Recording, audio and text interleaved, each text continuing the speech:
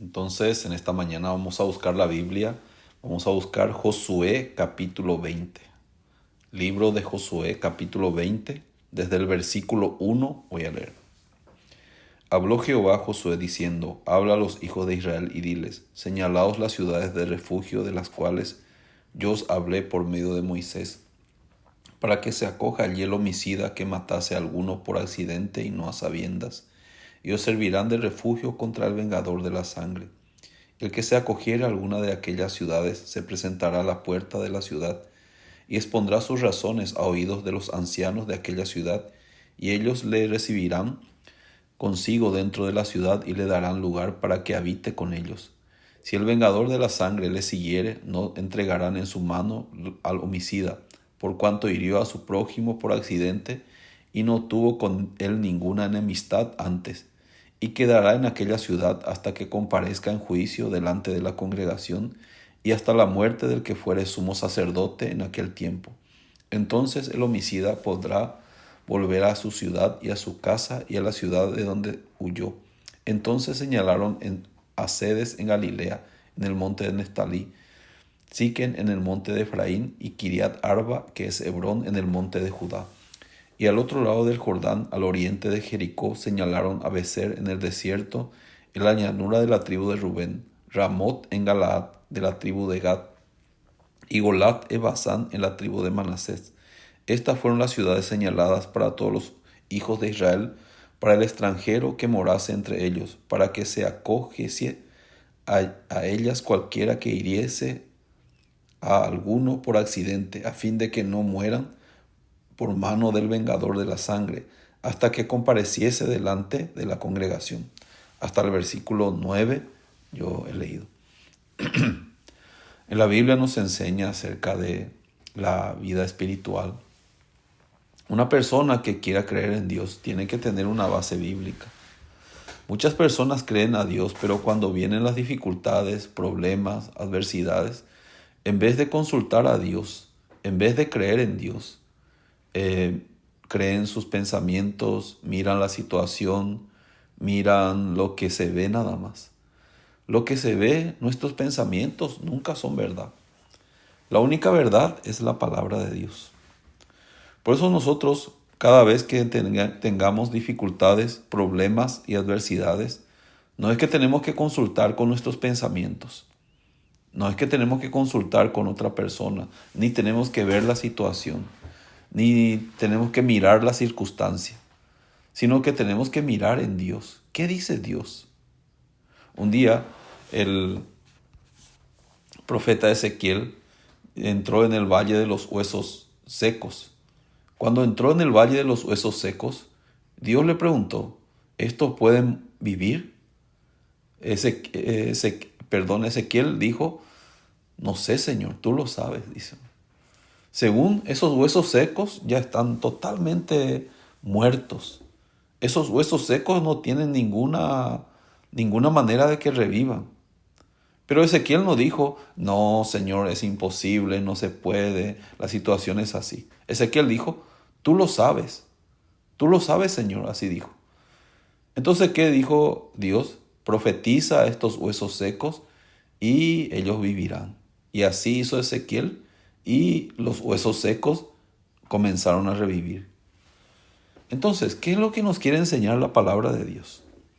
Lo que nosotros vemos, lo que nosotros pasamos, eso no es la verdad. La verdad es la palabra de Dios. Hoy en día, por mirarnos a nosotros mismos también, muchas personas piensan que por el pecado Dios está enojado por lo que nosotros cometemos. Cuando uno mira la palabra de Dios, la Biblia dice que somos justos, que somos santos, que somos perfectos. Pero cuando uno mira a sí mismo, se ve: yo soy sucio, yo soy pecador, yo no tengo nada, yo soy así. Entonces, ¿qué es lo que tiene que cambiarse? No la manera de una persona, sino su punto de vista. Cuando Adán y Eva estaban con Dios, ellos miraban a Dios. Ellos no tenían ningún problema aunque estaban desnudos. ¿Cuándo comenzó a ser el problema para ellos su propia desnudez? Dios mismo les hizo a ellos desnudos. Pero ellos empezaron a mirarse a sí mismos, entonces ellos pensaron que el problema era su desnudez. Por eso ellos desde ese momento intentaron de hacer con hoja de higuera delantales. Eso no era ningún problema. La desnudez no es ningún problema. Entonces, ¿qué es lo que cambió? El punto de vista de Adán. Antes ellos miraban en la palabra de Dios. Por eso, aunque estaban desnudos, no se avergonzaban. Pero ahora que ellos dejaron de mirar la palabra de Dios y se miraron a sí mismos. Hoy en día, cuando uno se mira a sí mismo, ¿qué va a encontrar? Defectos, debilidades, faltas.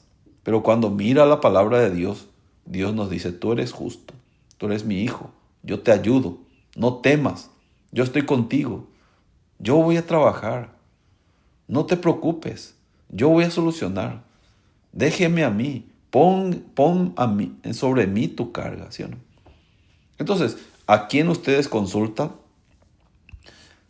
Si ustedes consultan a Dios, aunque tengan dificultades, problemas, adversidades, ustedes van a tener esperanza, porque Dios está con nosotros.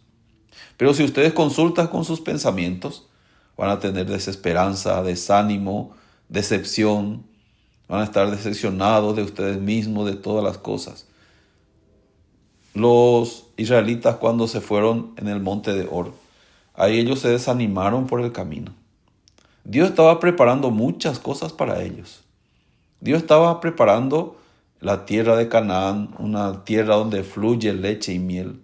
Dios estaba preparando muchas bendiciones para ellos. También, no solamente eso, Dios estaba trabajando en la vida de ellos.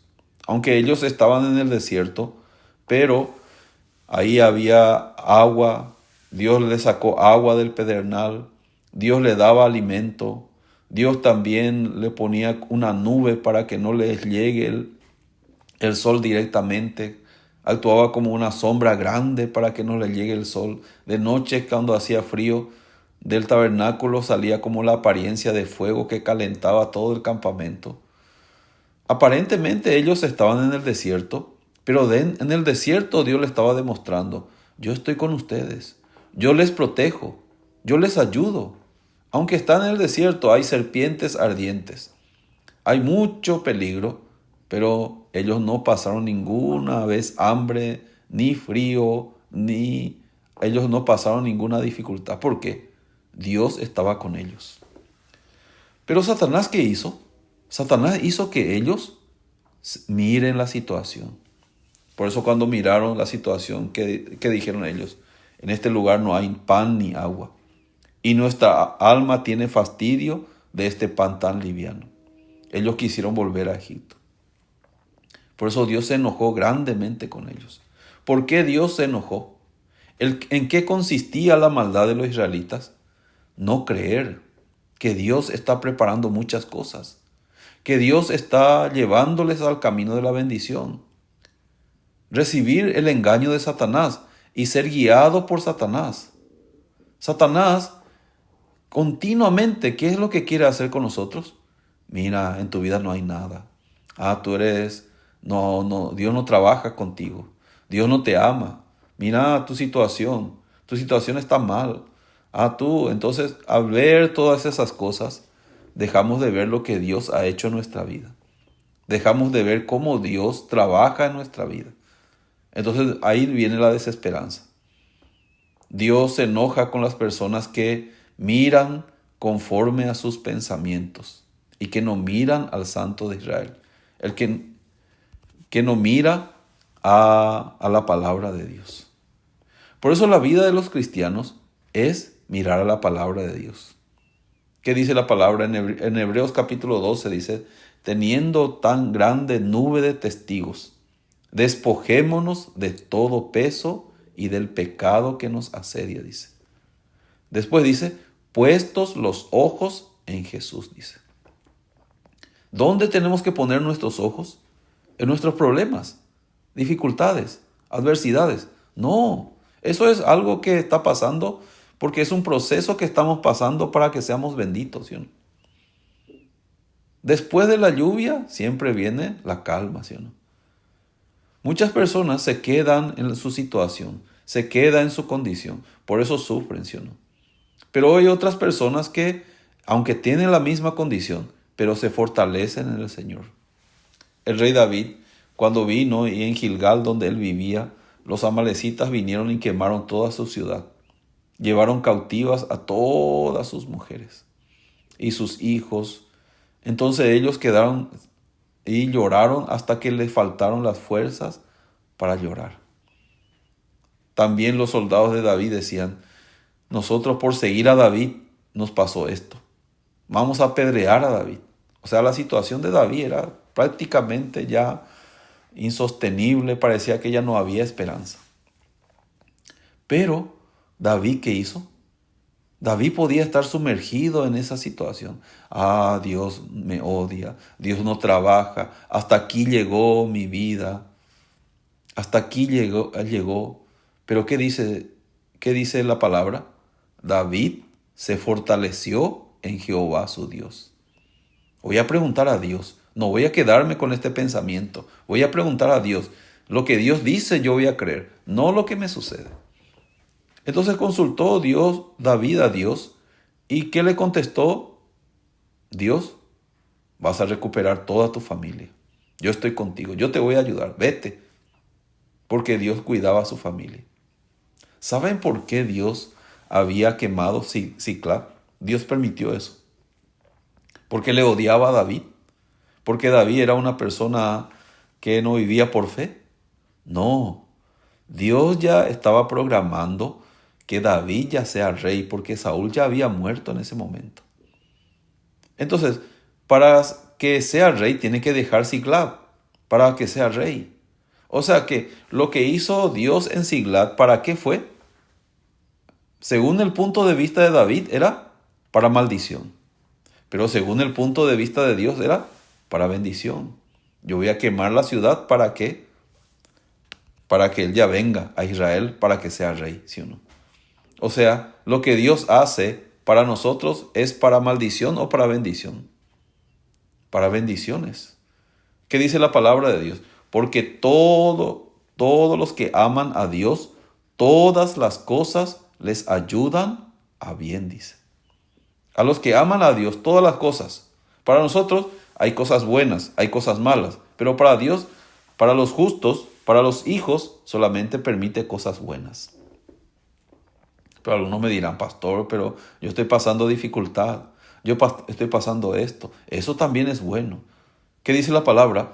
Todo lo que Dios creó es bueno, dice. Entonces ahora nosotros tenemos que cambiar nuestro punto de vista, ¿sí o no? Aquí yo leí en Josué capítulo 20 las ciudades de refugio. Estas ciudades de refugio fueron preparadas para las personas que cometían pecado, pero sin intención, no intencionalmente. Si una persona cometía un pecado, o sea, mataba a una persona, pero sin intención, entonces la ley dice claramente, la paga del pecado es muerte. La ley no distingue si fue intencional o si fue sin intención.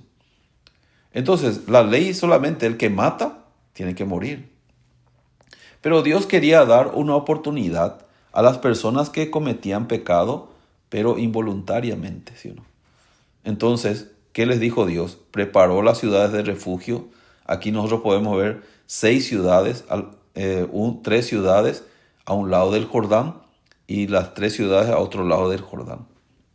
Entonces, Dios hizo que se pueda arreglar los caminos para que los que van ahí lleguen fácilmente. Entonces la persona que mató a alguien no intencionalmente tiene que correr rápidamente hacia las ciudades de refugio. Porque el vengador de la sangre le está persiguiendo para hacerle cumplir la ley. Entonces tiene que golpear la puerta de la ciudad de refugio y ahí está el sumo sacerdote y tiene que entrar ahí. Tiene que exponer sus razones. Yo soy un pecador, pero involuntario. No fue mi intención, maté a una persona sin intención.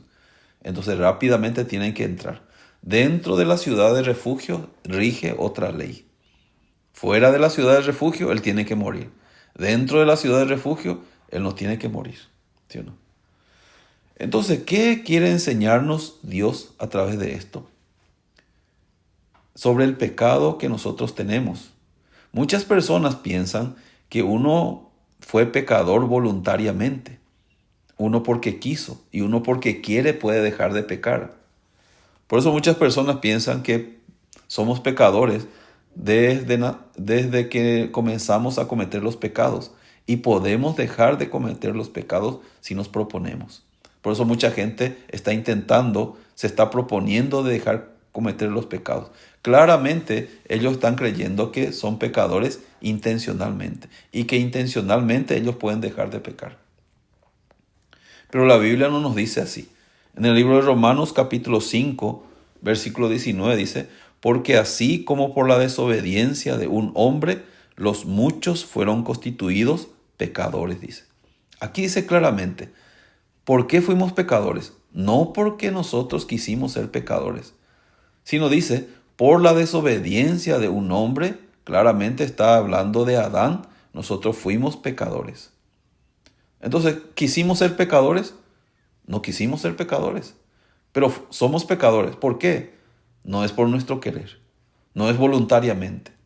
También los pecados que cometemos tampoco es voluntariamente, sino el pecado que está en nuestro corazón, nuestra naturaleza pecaminosa misma nos arrastra a cometer los pecados que nosotros no queremos cometer. En el libro de Romanos capítulo 7, versículo 15 dice, porque lo que hago no lo entiendo, pues no hago lo que quiero, sino lo que aborrezco, eso hago, dice. El apóstol Pablo, ¿qué dijo? Lo que hago no lo entiendo, pues no hago lo que quiero. Yo tengo la intención de hacer lo bueno. Yo me decidí a hacer lo bueno, pero no pude hacer. No hago lo que quiero, sino lo que aborrezco, eso hago, dice. Entonces el apóstol Pablo podía descubrir, ¿por qué yo hago así? Yo no quiero pecar, pero estoy pecando. ¿Por qué? Ya no lo hago yo, sino el pecado que mora en mí. No fue intencional, sino el pecado me arrastra a cometer los pecados que yo no quiero. Las personas, ¿por qué cometen pecados? ¿Por su querer? No, hay una fuerza que les manipula. Hay una fuerza que les engaña para que pueda y le arrastra a cometer los pecados que uno no quiere. Por eso cuando una persona descubre eso, entonces yo soy pecador involuntario. No fue mi intención. Yo pensé que toda mi vida que yo pequé porque yo quería y cuando yo quería podía dejar de pecar. O sea, esforzándome, tratando de no pecar, dejaría de pecar. Pero si el pecado tiene más fuerza que nuestra fuerza de voluntad, eso es imposible, ¿sí o no? Por eso la Biblia nos enseña, tú eres pecador involuntario. Entonces, el pecador involuntario tiene que entrar en la ciudad de refugio. Entonces, ¿cuándo puede ser salvo? Cuando entiende, yo fui pecador involuntario. ¿Qué significa? Nosotros también, ¿por qué fuimos pecadores? Por Adán, no fue nuestra voluntad. Por eso dice la palabra, así también por la obediencia de uno, los muchos serán constituidos justos. ¿Quién puede ser salvo? El que entiende, yo soy pecador de nacimiento, involuntariamente. Yo por mí mismo no puedo ser salvo, porque hay una ley que me impide ser salvo, porque la ley me dice que tengo que cumplir. Pero al no poder cumplir, la ley me dice, la paga del pecado es la muerte. ¿Qué significa? Yo no puedo hacer nada para ser libre del pecado. Pero ahí está la buena noticia. Jesús por eso vino. Jesús vino y pagó la paga que nosotros teníamos que pagar. Por eso Él nos redimió de la maldición de la ley, hecho por nosotros maldición. Él fue nuestra ciudad de refugio. Él fue nuestro refugio. Entonces, gratuitamente fuimos pecadores. Gratuitamente también somos salvos. ¿Quién trabajó para que seamos pecadores? Adán. ¿Quién trabajó para que seamos justos? Jesús. Ahí nos sale que nosotros hicimos algo. Entonces, una persona por sí mismo no puede cometer los pecados. Aun siendo justo, cuando somos guiados por la palabra de Dios, entonces de nosotros salen los frutos del Señor. no por nuestro querer. Muchas personas piensan, desde ahora yo voy a producir amor, paz, paciencia, yo voy a tener esto, quiere producir por sí mismo. No. Cuando uno produce esas cosas, esos son frutos del Espíritu, no son frutos de nosotros. Entonces, cuando nosotros tenemos el fruto del Espíritu, cuando nos conectamos con Dios, cuando nos conectamos con la palabra de Dios, entonces de nuestro corazón empieza a salir los frutos del Espíritu. Pero si un justo se desconecta de Dios, entonces empieza a salir los frutos de la carne, ¿sí o no? Como hay una leyenda que depende, hay un lobo negro y un lobo blanco. Entonces, ¿quién puede crecer más? El que se alimenta, ¿sí o no? El cual alimentamos. Si alimentamos nuestra carne, entonces crece nuestra carne. Si alimentamos el espíritu, crece nuestro espíritu. Entonces, cuando crece el espíritu, la carne se sujeta al espíritu. Pero cuando crece la carne, entonces el espíritu no tiene fuerza contra la carne, ¿sí o no? Por eso no es algo que nosotros tenemos que lograr. La vida espiritual también no es por nuestra decisión, sino depende a quién estamos conectados. Si estamos conectados a la palabra de Dios, salen los frutos del Espíritu. Si estamos conectados con nuestros pensamientos, salen los frutos de nuestros pensamientos. Por eso es muy importante que una persona pueda entender dónde está mi refugio. Para un pecador, ¿dónde está su refugio? En Jesús. Ya en Jesús no hay ninguna condenación. Fuera de Jesús hay condenación. Dentro de Jesús no hay condenación.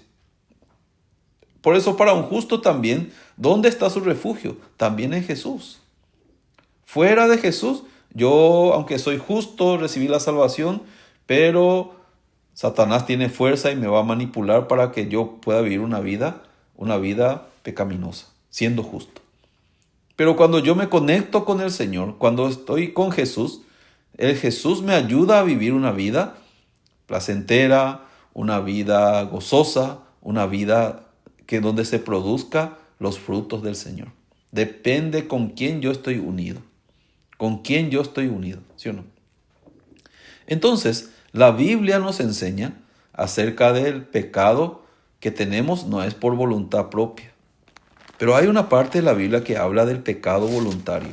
En el libro de Hebreos capítulo 10, está saliendo Hebreos capítulo 10, versículo 26, dice: pero porque si pecaremos voluntariamente, dice, después de haber recibido el conocimiento de la verdad, ya no queda más sacrificio por los pecados, dice. Ahí está hablando del pecado voluntario. Entonces tenemos que entender, muchas personas malinterpretan ese asunto. Dicen que, después de ser salvo, si uno peca voluntariamente, entonces tiene que pedir perdón y arrepentirse. O si no, pierde la salvación. Así piensan. Pero en ese lugar estás explicando que, vamos a leer, Hebreos capítulo 10, versículo 26 dice: porque si pecaremos voluntariamente después de haber recibido el conocimiento de la verdad. ¿Qué es el conocimiento de la verdad que habíamos recibido? Que Cristo nos justificó, que Cristo nos santificó y nos hizo perfectos. Que Dios nos dice: nunca más me acordaré de tus pecados y transgresiones. O sea que, ¿hay un pecado voluntario? Sí. Entonces, después de haber recibido ese conocimiento, que ya somos justos, santos y perfectos, y que Dios ya nos dice que nunca más me acordaré de sus pecados y transgresiones, si yo voluntariamente no acepto eso, no acepto que soy justo, no acepto que soy santo, no acepto que soy perfecto por Jesús, no hay otra manera de ser salvo. No existe otra manera. Entonces, el pecado voluntario que acá habla es no aceptar el santo evangelio, no aceptar el conocimiento de la verdad. Por eso ya no queda más sacrificio por los pecados. ¿Qué significa? Ya Jesucristo no puede venir a morir otra vez, porque Jesucristo ya murió por el pecado del mundo para siempre. Ya no hay más, Jesucristo ya no va a venir más a morir otra vez. Yo soy pecador todavía. Entonces ya usted fue pecador porque ya no creyó. Jesucristo no va a volver a morir por usted porque no creyó. Entonces, tampoco si una persona ya voluntariamente peca, dice, ya no queda más sacrificio, ya no hay otra manera de salvación. Muchos dicen, si uno peca otra vez, tiene que volver a pedir perdón y arrepentirse. Pero acá dice que ya no hay otra manera, dice. Por eso, ¿qué le queda a esa persona? Sino una horrenda expectación de juicio y hervor que han de devorar a los adversarios, dice. Ya no queda más sacrificio, sino ya le queda el fuego eterno, dice. Versículo 28 dice, el que viola la ley de Moisés por el testimonio de 2 o 3 testigos, muere irremisiblemente. ¿Cuánto mayor castigo pensáis que merecerá el que pisoteare al Hijo de Dios y tuviere por inmunda la sangre del pacto? Dice, mayor castigo tendrá el que pisoteare al Hijo de Dios. ¿Qué significa pisotear al Hijo de Dios? No creer. No creer que Jesús ya pagó todos nuestros pecados. Tener por inmunda la sangre del pacto, dice. Decir que la sangre de Jesucristo no me limpió de mis pecados. La sangre de Jesucristo nos limpia, dice la palabra de Dios, de todo pecado, dice. Pero muchas personas no creen eso. Dicen sobre la sangre de Jesucristo, pero todavía se sienten condenados, tienen pecado todavía.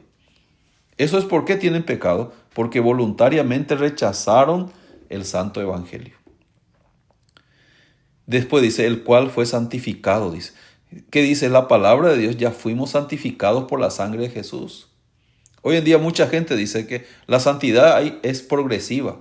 Poco a poco hay que ser santificado, esforzándome, tratando de no pecar, ayunando, haciendo sacrificios. Así poco a poco uno llega a la santidad. Eso es una mentira. Eso es una blasfemia. Acá dice, el cual fue santificado. Y si hiciere afrenta al Espíritu de gracia, dice. ¿Qué es afrenta? Es rechazar el Espíritu de gracia. O sea, Dios me da un regalo que es la salvación y yo no acepto. La salvación es por gracia. Por eso dice en Efesios capítulo 2, por gracia sois salvos, por medio de la fe. Y esto no de vosotros, es un don de Dios, dice. La salvación es un regalo de Dios. Es gratuito. Es un don que no es por obra que uno adquiere, sino por la fe. Por eso el único pecado voluntario que es no creer. No creer es el único pecado voluntario. Por eso Jesús dijo, el que blasfemare contra el Espíritu Santo no tiene perdón ni en este siglo ni en el venidero. Eso es la misma cosa, no creer que Jesús ya pagó todos nuestros pecados. No creer que a través de Jesús yo soy justo. Jesucristo me justificó, me santificó y me hizo perfecto para siempre, dice la palabra. Al rechazar eso, entonces ellos piensan, no, yo por mi esfuerzo, 50% creer en Cristo, 50% mi obra. ¿Sí? Eso es una blasfemia muy grande. ¿Qué dice la palabra de Dios? No pisoteen al Hijo de Dios. No tengan por inmunda la sangre del pacto. La sangre del pacto ya fue derramada para el perdón eterno de nuestros pecados. ¿Qué nos dice la palabra de Dios? Así que, hermanos, teniendo libertad para entrar en el lugar santísimo por la sangre de Jesucristo. ¿Quién puede entrar en el lugar santísimo? Ningún pecador. Solamente los que son libres totalmente del pecado. ¿Por qué Dios nos dice, ya tienen libertad para entrar en el lugar santísimo por la sangre de Jesucristo? Porque por la sangre de Jesucristo ya somos justos, santos y perfectos. Entonces, si yo no creo eso, ¿de qué manera puedo ser justo? ¿De qué manera puedo ser santo y perfecto? Es imposible. Por eso la Biblia nos enseña sobre el pecado voluntario. ¿Quiénes pueden ser salvos? Los que fueron pecadores involuntariamente. Pero los que creen, yo soy pecador voluntariamente y voluntariamente puedo salir del pecado, entonces dependen de sus obras, nunca van a ser salvos. Pero los que dependen de Jesús, los que entienden, por Adán soy pecador, por Jesús soy justo, ellos van a entrar en la ciudad de refugio. Dios va a trabajar en la vida de esas personas. En esta mañana, hasta aquí vamos a compartir. Vamos a encontrarnos en otro momento.